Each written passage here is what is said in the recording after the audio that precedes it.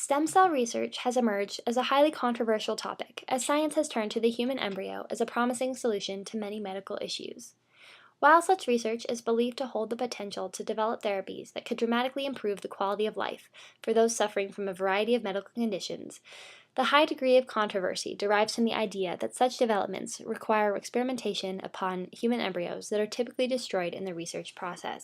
This caveat has inspired opposition and resistance towards stem cell research, despite its potential to eliminate the suffering of individuals living with conditions currently perceived as difficult to treat or untreatable.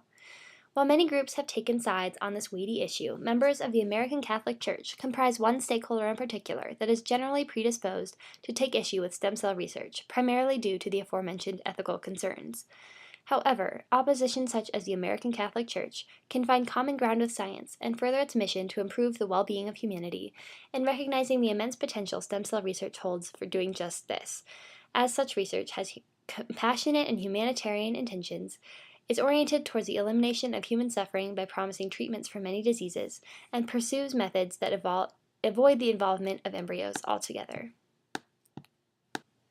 In order for stem cell research to become more palatable to the American Catholic Church, it's important that its practice is understood to be out of compassion. Some of the disagreement with stem cell research is rooted in the conflict between scientific notions and religious values that have been explicitly outlined by holy texts. Dr. John Evans, a professor in the Sociology Department of the University of California that specializes in the areas of religion and bioethics, reveals the consequences of such friction by depicting an epistemological conflict narrative. This dictates the pattern in which the more knowledge an individual has about science or religion, the more he or she has the tendency to readily discount the validity of the opposite perspective. A common result of this leads to the labeling of proponents of research as enemies, despite that the underlying intention is entirely humanitarian in nature, according to Demetrio Neri, a bioethics professor at the University of Messina in Italy that serves as a member of the National Italian Bioethics Committee, as well as the Ethics Advisory Board of the European Consortium of Stools. Such sentiments may lead religious individuals to stray from seeking information or careers in certain areas of the sciences, and inevitably reinforce the rift between the two entities.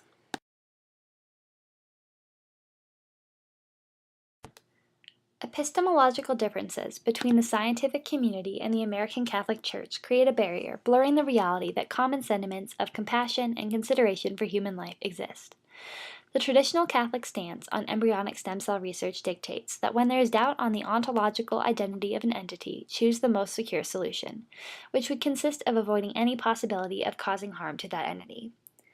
These beliefs express what the American Catholic Church views to be a necessary responsibility to respect and uphold dignity for human life at every stage.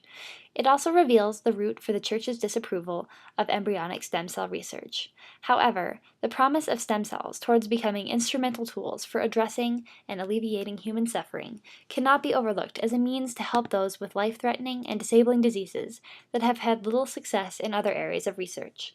On the other hand, Hurlbut and Robert, both professors of life sciences at Arizona State University, warn that it would be a profound expression of hubris to discount the legitimate moral issues that arise due to being blinded by the great promises of stem cell research. This stands as one piece of evidence of many, in which the scientific community seeks to ensure its practices are performed in such a way that they are consistent with the ultimate goal of helping humanity. Compromise can be, and has been, attained between science and religion in the implementation of medical practices on the grounds of respect and compassion for human life. One example of this occurred with the hesitance of the Catholic Church to see the necessity for vaccinating for smallpox. Such was a practice that leaders of the Catholic faith had deemed immoral on the grounds that animal products would mix with human blood in the process. The eventual embrace of this practice saved an abundance of lives and prevented an innumerable amount of suffering. The only grievance expressed in the matter was that vaccination was not more widely accepted sooner. Such results of cooperation between religion and science on the grounds of saving lives could contribute to the efforts of stem cell research in its battle against human suffering and diseases, should epistemological differences be set aside to appreciate a common and compassionate goal. A critical focus of stem cell research is on directly producing therapies targeted towards the alleviation of human suffering. Such research is not limited to one specific area of disease, as it has the potential to develop cures and treatments for a broad assortment of adverse afflictions. Power and Rasco, researchers distinguished with doctorate degrees from the University of Sydney, Australia, profess excitement for the future of medicine and that stem cells allow research to traverse what used to be impossible biological terrain. Cell differentiation was viewed, prior to this day and age, as an irreversible process committing cells to ever more restrictive lineages, which inevitably contributes to the often permanent and terminal nature of many illnesses. Hand in hand with the recently acquired ability to reverse effects of differentiation comes the potential to treat an enormous number of such conditions whose outcomes have been traditionally described as bleak. One such example is that of liver cancer, the sixth most common cancer, whose diagnosis normally indicates that the afflicted individual has approximately a year left to live. Zhang and colleagues, a group of researchers representing the Shanghai Jiaotong University School of Medicine and Shanghai Cancer Institute in China, highlight the idea that a global shortage of liver donors is one of the reasons that diseases affecting the liver are so lethal. There are 4,000 donors a year, while there are 18,000 patients in the United States alone that are in need of liver transplants. However, there is a beacon of hope for this situation, as contributions of stem cell research have led to the generation of hepatic stem cells, or liver stem cells, which could serve as tools vital to the production of therapies that could treat diseases of the liver. Aside from hepatocytes alone, embryonic stem cells are capable of becoming a wide variety of cell types, such as neurons, retinal cells, blood cells, pancreatic beta cells, and cardiomyocytes, projected to be useful in many parts of the body in treating a wide array of ailments. A specific category of conditions that stem cell research aims to address pertains to the large variety of neurological diseases. This bracket of diseases is especially pertinent to the American society because of the large proportion of elderly adults. The neurological diseases that stem cell research seeks to treat are a wide array of conditions ranging from degenerative diseases such as dementia, Alzheimer's, Parkinson's, and Huntington's disease to physical ailments such as spinal cord injuries.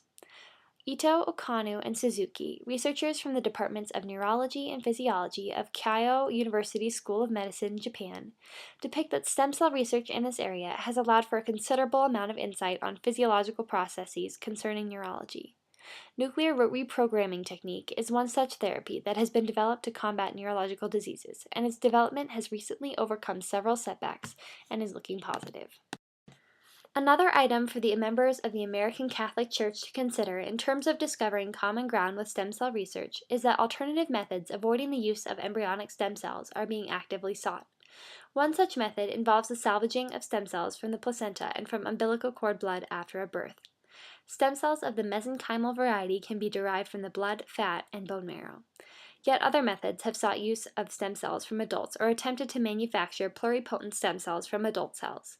These methods have been developed as part of an effort oriented towards not only satisfying dissenters of stem cell research, but also seeking methods that are less ethically questionable. Stem cells available in mature adults for research, intuitively termed adult stem cells, allow for techniques that intentionally utilize only the stem cells of consenting adults versus those of embryos. Adult stem cells can be derived from a number of different sources in the body, such as the bone marrow, adipose tissues, or fibroblasts of the skin. According to Zhang and colleagues, there's mounting evidence that hepatocytes, or liver cells, may have the ability to be derived from a template of adult stem cells. Replication of such findings among other cell types could avoid the use of embryonic lines altogether.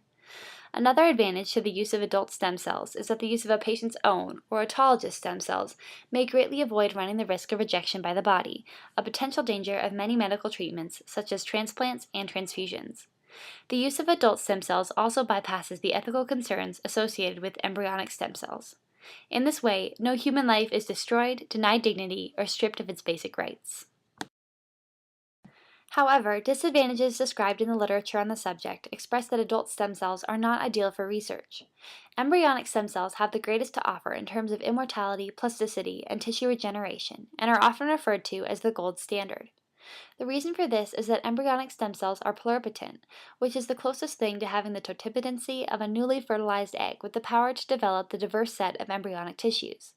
Adult stem cells, in comparison, are multipotent, meaning that they do not have the ability to produce a cell of any tissue type, but rather the ability to generate cells from the specific organ that they were derived from. Despite the setbacks associated with multipotency versus pluripotency, it's clear that adult stem cells are gaining relevance in the treatment of disease.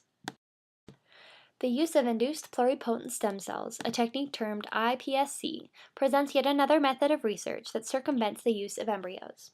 Such cells have the ability to differentiate comparable to that of embryonic stem cells and are engineered by dedifferentiating cells of adults. In summary, iPSC methods produce cells without the use of embryonic stem cell lines and therefore avoid the ethical battle pertaining to the refusal of dignity and respect to a vulnerable and early form of human life. While iPS cells mirror embryonic stem cells to a large extent in their ability to differentiate, there are concerns, as with the use of adult stem cells, that iPSC techniques may not be as effective as traditional embryonic stem cells and may have other disadvantageous dissimilarities. However, in a more positive light, these discrepancies present new areas for further investigation, expansion, and refinement. Researchers such as Neary are hopeful and confident that technical problems will be resolved and dedifferentiation will be a standard, safe, and effective procedure. It's clear through recent advantages in research, such as inducing pluripotency, that the field is actively searching for alternative methods to further its cause to help others in the most ethically responsible way possible. In conclusion, stem cell research holds the potential to improve the lives of a diverse amount of people suffering through the adversity brought on by a diverse number of diseases. If opponents of stem cell research, such as the American Catholic Church, should reevaluate their opinions, a focus of societal support could more efficiently expedite and power the quest to improve the quality of human life by eliminating physical and emotional suffering such as that of those afflicted by disease. After birth, human life requires the same degree of care and consideration that it does prenatally, and stem cell research promises to revolutionize healthcare and bolster the welfare of those facing diseases that are difficult to treat or have no known cure. So far as the efforts of stem cell research are understood to be focused on the welfare of humanity through compassion, the prevention and elimination of human suffering, and the seeking of alternative methods that circumvent the use of embryonic stem cells, stem cell research presents a highly valuable and promising area for the betterment of the human condition.